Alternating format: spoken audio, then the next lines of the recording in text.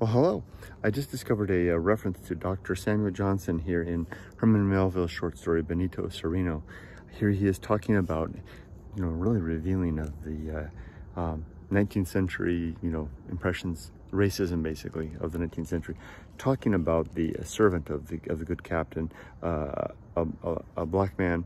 They used the word Negro at the time, and talking about the suitability and how of that servant, and in particular how the white owner would become very attached, and not just the owner, but the what do you call it, the employer even. And here he references, he's talking about this and going on and on about it. Here he actually references Dr. Johnson, and this is in fiction. So this is a fictional story referencing, and the narrator, Melville, I guess, is referencing Johnson. Well, no, would it be John? Would it be who is the narrator, or is it that of the captain? Anyway, he says, Benito Cereno took to their hearts, almost to the exclusion of the entire white race, their serving men, the Negros, Barber and Fletcher.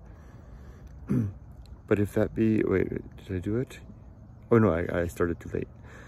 When to all of this added I don't want to say that. He says,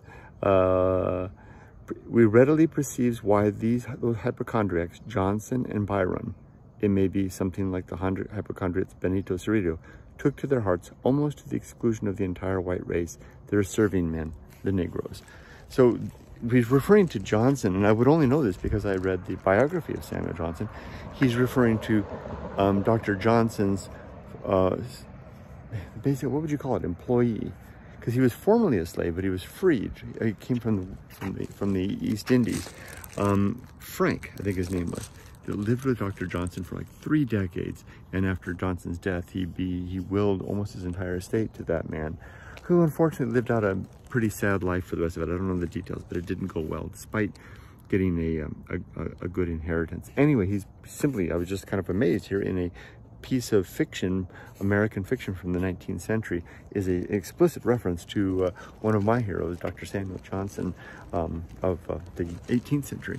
Interesting. Take care.